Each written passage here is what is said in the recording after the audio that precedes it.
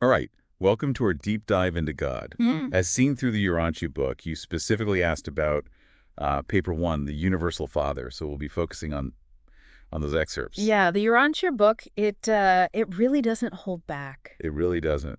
And we're jumping right into the deep end, huh? Right into the deep end, trying to get our heads around this concept of God, which it admits is, pretty much impossible for our limited human minds. Well, and right away, it kind of throws all these names at us. Mhm. First source, universal center, father of universe. Is like, whoa, where do we even begin with all of this? It is a lot to take in, isn't it? Yeah. But when you look closely, I think each one of those names kind of points to, a different aspect of God's nature. Take first source, for instance. That really brings to mind this idea of God as Good. as the origin of everything, the ultimate creative force in the cosmos. Right, like the beginning of it all. Yeah, exactly. And then you've got a name like Universal Center. That suggests something a bit different, right? It's more about this unifying principle, holding everything together in perfect balance. Okay, so like different ways of understanding this being that is beyond our comprehension. Exactly. It's like trying to take a picture of something. That's, it's multidimensional, right? You can get these little glimpses, these snapshots from different angles, but you're never going to capture the whole thing. The full picture. Right. And the book even says that, Ultimately, the name we use for God depends on our own personal relationship with him. So it's not about finding the right name, per se, Yeah. but the one that speaks to us in our own individual journey. Yeah, that resonates with our own understanding. That makes me think about the whole structure of the Urantia book, too. It presents this massive cosmology, this universe of universes, which is mind-boggling on its own. Mm. So how does that scale, that grand scale, how does that relate to our understanding of God? Well, I think it really emphasizes the fact that God is infinite. Even the universe as we know it is just a tiny part of something much, much bigger. And God is the source and sustainer of all of that. So it's pushing us to think beyond our limited perspective. And it's interesting because the book also presents this idea that this vast, powerful God could actually reside within us. It even calls our bodies temples of God. So how do we wrap our minds around that? Well, that's where this concept of the thought adjuster comes in, which is really one of the things that sets the Urantia book apart. Okay, tell me more about that, because that's fascinating. It describes this fragment of God, a divine spark, that actually lives within our minds, and it helps guide us towards spiritual growth. So it's not just that God is kind of watching over us. It's like a piece of him is experiencing life through our eyes. That's the idea. It acts as a sort of spiritual compass, gently nudging us towards our highest potential, helping us to align with God's will. Okay, so how might we actually experience that guidance in our daily lives? Is it like a voice in our head, or how does that work? Well, the book suggests it's often very subtle, like a quiet intuition or a sudden sense of clarity. Imagine you're faced with a difficult decision, and you just have this feeling about what the right path is. That might be the thought adjuster influencing your thoughts. So it's not about God dictating our every move. It's more about guiding us, encouraging us to make choices that ultimately lead to growth. Exactly. But if God is within us, what does that even mean for God's personality? I mean, we tend to think of personalities as tied to a physical form. Right, and that's one of the really profound challenges that the Urantia book poses. It tells us that God is a person, but he's not limited by physicality. He can know and be known, love and be loved. He can even befriend us, but his personality is ultimately something that we can never fully grasp with our limited human minds. So it's not about trying to define God intellectually. It's more about experiencing a relationship with him. Yes, exactly. It's a radical shift in perspective, isn't it? Yeah, absolutely. It's saying that getting to know God isn't about studying theology. It's about opening ourselves up to this personal connection, to this divine indwelling that we've been talking about. So it's about experiencing God. Yeah. Rather than just thinking about him. Exactly. The book says that true understanding comes through personal religious experience, that direct connection facilitated by the thought adjuster, and it's through that intimate relationship that we truly come to grasp something of God's personality. So we're talking about a relationship, and I think that leads to the question of what's the purpose of this relationship? What's the end goal? And I think that's something we should explore as we continue our deep dive.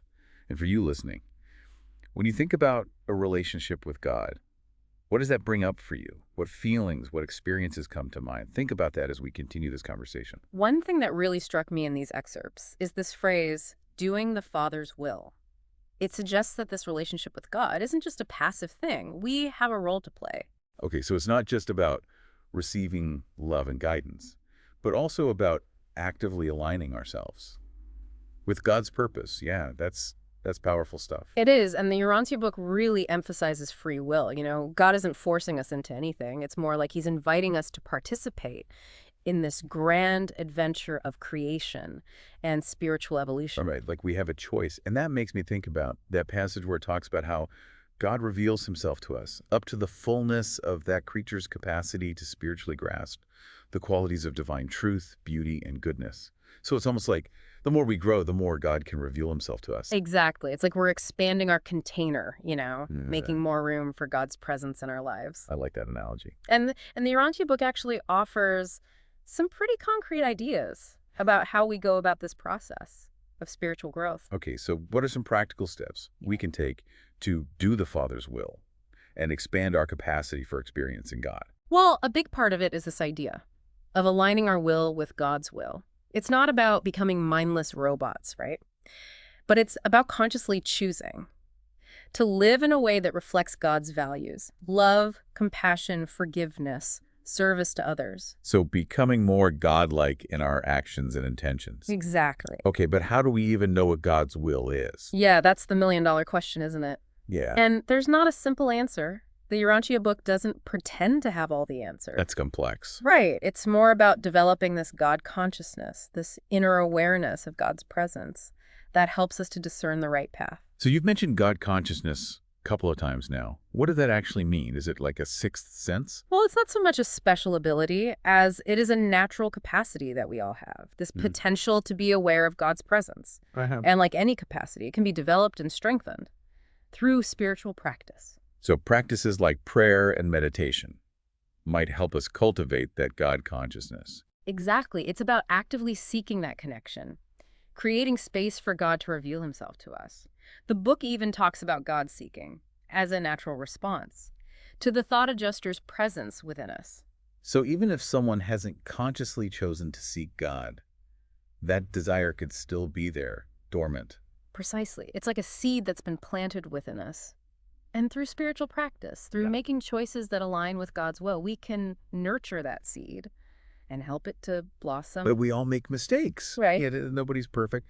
So how does that factor in to this journey of aligning ourselves with God's will? Well, that's where forgiveness comes in. The Urantia book emphasizes God's infinite mercy and compassion. It's not about being perfect. It's about continually striving to do better, to learn from our mistakes and grow closer to God. So even when we stumble, we're not cast out, we're not rejected. No, absolutely not. There's always a path back to alignment with God's love. Because that love is unconditional. Yes, absolutely. The Urantia book makes it very clear that God's love is a constant force, always drawing us towards him, no matter how far we might stray. And that brings me back to this idea of oneness with God.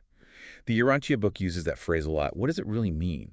It's a beautiful and challenging concept, isn't it? It is. And it's not about losing our individuality or becoming absorbed into some formless void. So it's not about becoming God, but about achieving a state of perfect harmony with him. That's a really insightful way to put it, yeah. It's about aligning our will with God's will so completely that there's no longer a separation between our desires and his. Like two rivers merging into one, each retaining its unique character, while flowing together towards a common destination. I love that. That's a beautiful image. And the Urantia book suggests that this process of aligning our will with God's will is a gradual one.